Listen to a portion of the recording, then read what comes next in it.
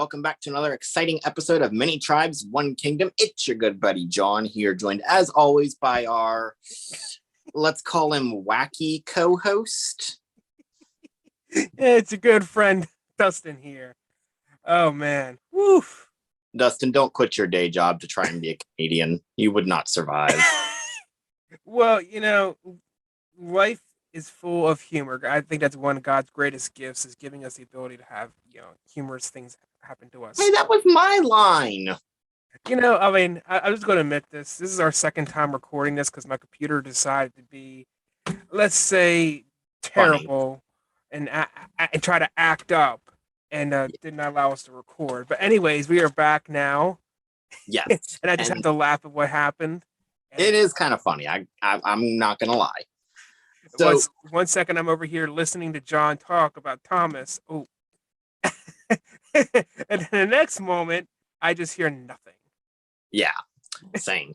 So, as Dustin alluded to, we are discussing the Apostle Thomas today. And now I have to give a disclaimer. This isn't going to be as long as our videos on, say, Peter and John have been, because there really isn't a whole lot of information about Thomas.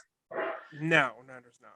But before we get into who Thomas was and who he is and the impact that he has on our lives, if you're new, I'm going to need you to go ahead and hit that subscribe button if you think you'll enjoy our content. And promise me if you do enjoy our content in this video that you will hit that subscribe button and ring the bell notification. And if you're a returning subscriber, welcome back. We are very glad to have you just spending a little bit of time with us. Getting a little dose of the end top universe.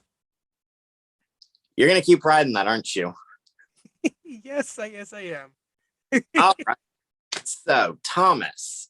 We don't really know anything about his family. All we can know for sure is that he was more than likely raised in Galilee.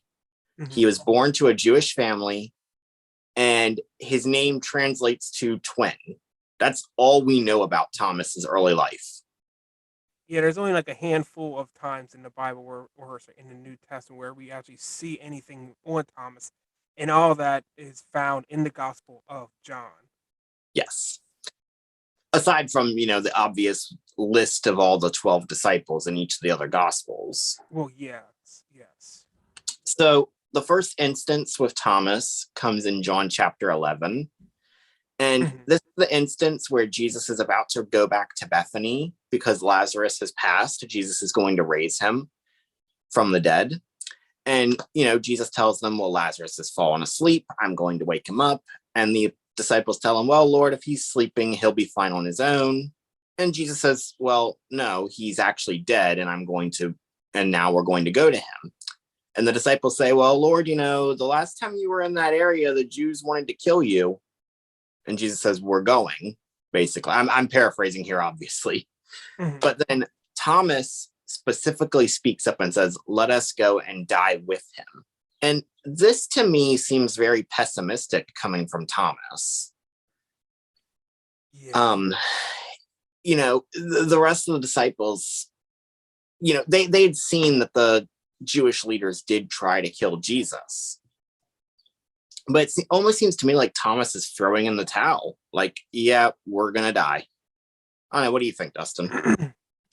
I mean, he's not really showing much support for his teacher. I mean, in fact, I think that's all Thomas is really treating Jesus as just a teacher, as any common teacher. That he has it's similar enough message that would, tie him back to the Jewish faith and obviously get him to follow him.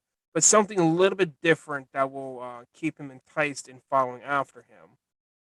But that's all I think that Thomas right now sees in Jesus as a teacher who is actually openly against the Pharisees, or let me correct it, not against the Pharisees, but openly opposed to the teachings of the Pharisees.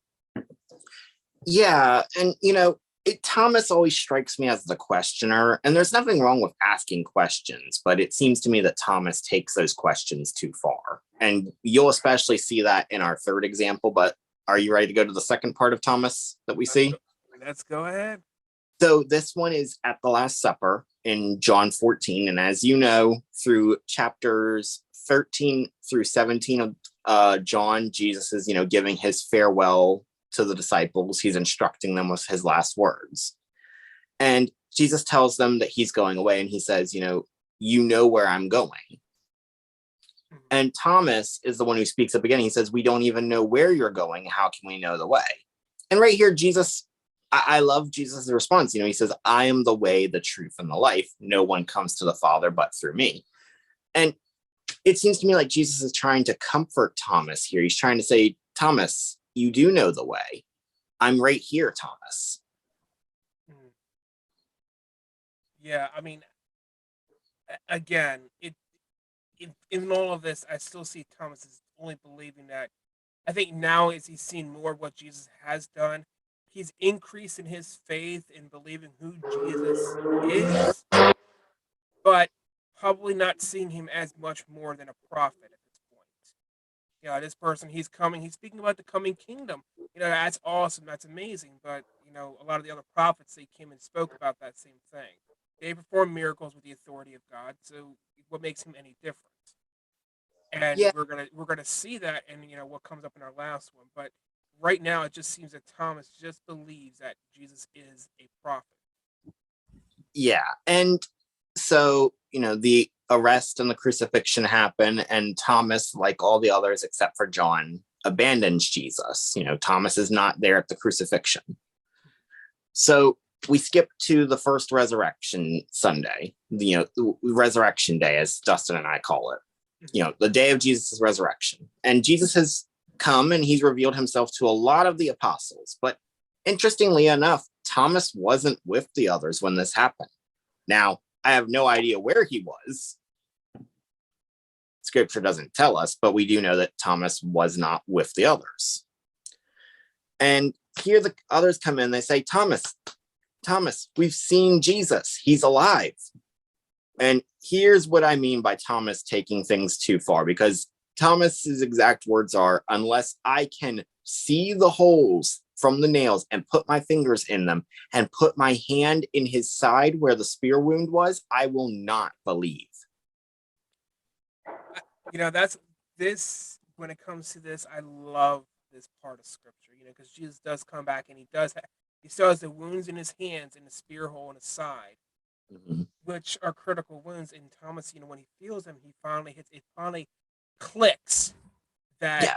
this man is more than a teacher, more than a prophet. He is who he says he is. He is the Yes. Son of the living God. And he didn't just do it for Thomas, because I was actually thinking about this earlier. Jesus had the opportunity to come and resurrect a body that was all healed up. He didn't do that because he wanted to show, because there's no way you can fake holes in your hands, holes in your ankles, and a hole in your side without bleeding out and dying within minutes. Yeah. I mean, So not back then. They didn't have prosthetic makeup like we have today. yeah, I mean, but even still, you can't really fake a hole in the hand or in the wrist and Yeah. see right through it. You know, that's not something you can fake. So he's not just doing this for Thomas. He's doing this as evidence for the other Pharisees out there who would like to say, "Oh, he really isn't him. That was Judas up on the cross. That was this. That was that." They will give every excuse how it wasn't him because his wounds were all healed up. Instead, Jesus did this for Thomas and for others to show him that I am who I said I am. This wasn't fake. This was all for you. Yes. And I love Thomas's response here, because as soon as he sees this, he's like, my Lord and my God. He acknowledges who Jesus is. He calls Jesus his God, which, side note, I want this to completely lay to rest any argument that Jesus never claimed to be God or accepted worship as God. Mm-hmm. But the other thing is that Jesus does say something to Thomas. He says, Thomas, you believe because you have seen. Blessed are those who believe and have not seen. And who does that refer to, Dustin? It refers to everybody else who has never seen or heard Jesus physically. Yeah, I mean, I I myself have never seen Jesus physically. I don't know if Dustin has in a vision or not, but I know I have. No. But I still believe in him, and so do you. Right. And that's the wonderful part about all this. Thomas is like us. There's a lot of people who want to say, "Oh, I am the doubting Thomas," or "I am like doubting Thomas," and that's fine to say that, because guess what? You will come to a point to where all your doubts are suddenly just pushed to the side, and you suddenly realize that you are believing that this is the Son of God. you have that click, that revelation moment where it says, okay, this is the son of God. There is no doubt in my mind about this. You know, something else that I just thought of. Jesus kind of indulges Thomas here. You know, he doesn't just rebuke Thomas for not believing. He allows him to, you know, he meets Thomas where he's at. You know, he doesn't just show up and say, Thomas, how dare you not believe? He shows up and says, Thomas, come here. You know, you can see the wounds firsthand. I will let you. It just shows the incredible patience and mercy of Jesus. And sometimes I have to wonder what was going through Thomas's mind when the other disciples told him Jesus was back. You know, sorry, guys. Sometimes I have to wonder what was going through Thomas's mind. You know, was he thinking that disciples were just pulling a terrible, terrible trick on him, or what was he thinking? You know? I mean, he probably felt, when Jesus appeared in the room and he just saw him. He didn't really, feel the wounds. He just saw him, just like, I feel like a lot of that built up armor and scale on his heart just started, falling away. And he probably felt even very bad that he even ever doubted him. No. I'm talking about before that. I'm saying when he got a chance, when he got to see him. Oh yeah, I'm sure he did. I'm saying between the point of after he appears to him and before he goes and touches the wounds. Yeah, I can imagine just him feeling just so horrible for ever even doubting him. But Jesus never even hurts him or even goes to rebuke him or push him down. Yeah, he just says, you doubted me, but you didn't doubt me where you came to a disbelief of me. You stuck with me. You kept learning who I was. You kept following after me, and that's a key part of Thomas's life. That's a really big key takeaway from his life. Thomas, though he doubted who Jesus may have been, he still followed after Jesus and still learned from him. He still took the opportunity to stick with him because there is something inside of him that kept just drawing him to stay near to Jesus. And when it came to fruition that Jesus, he finally, Thomas had that revelation moment that Jesus, who appeared to him as who he says he is, as he's the Son of God. That is a very powerful, powerful moment. Yes. So really, Thomas kind of drops off the narrative here.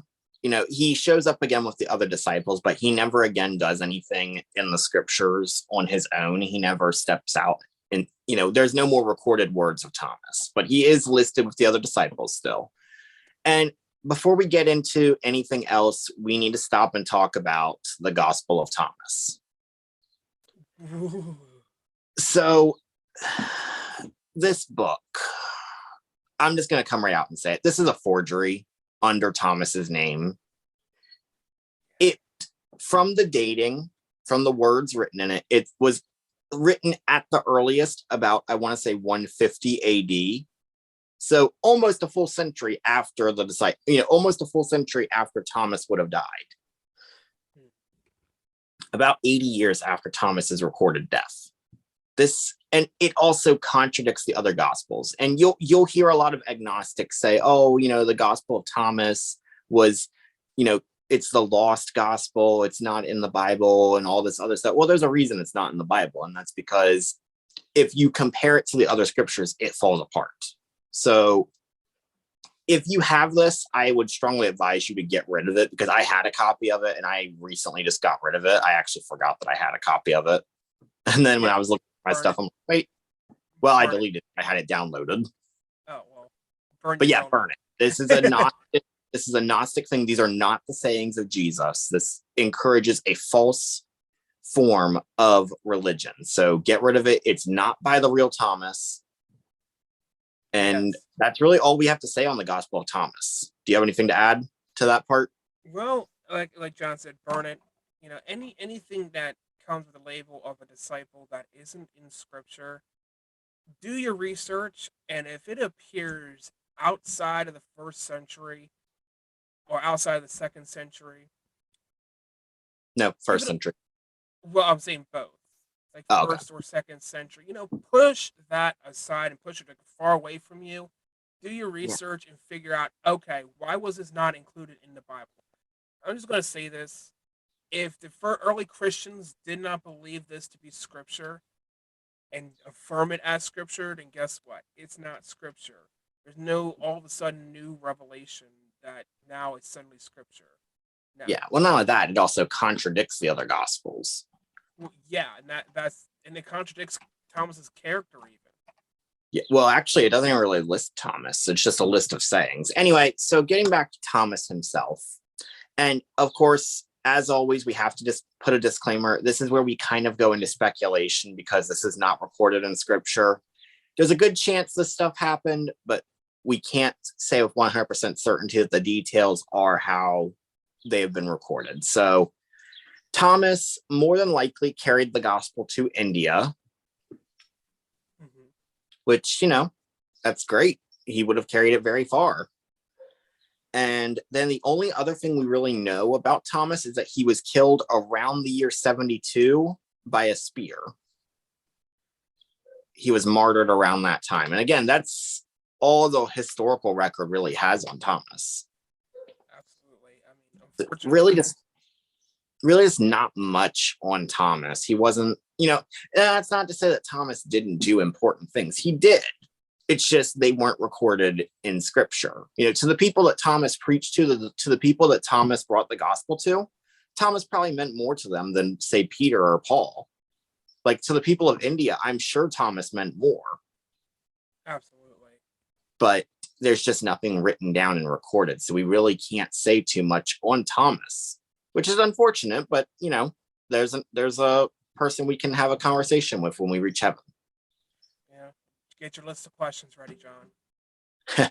You think I'm not? Are you at number 1,572,000?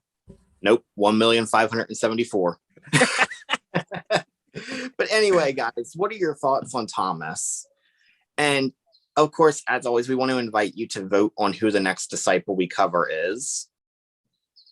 So I don't have anything else, do you? One more thing, we forgot to do this in the beginning of the video, but if you haven't already, we did that. I don't remember hearing you. And I'm going to reiterate it. Hit that subscribe button and that bell notification so you can stay up to date on all of our coming content, because it's all going to be amazing. You're going to want to stay tuned for tomorrow as we do the big drawing. Yep, for the giveaway. And one more thing, I want to hear your thoughts on Thomas. I want to hear our subscribers, give us your thoughts on the Apostle Thomas. You already asked that, John. Did I? Yes. Great. So you did it and then I did it. Okay. So thank you guys so much for tuning in. I love talking about the different disciples. I just love reading about, how Jesus affects each of their lives. I love coming and making these videos because it's fun, it's loose. I just hope you guys find that these videos are not strict, as in like we're all going to be formal about everything we're going to tell you, but that we're loose enough that we can laugh with you and, express our faith the way we know how to. We appreciate you guys watching our videos, and this is not a thing we're going to stop. We're going to keep this going, hopefully for many, many, many different years, God willing. God bless you guys.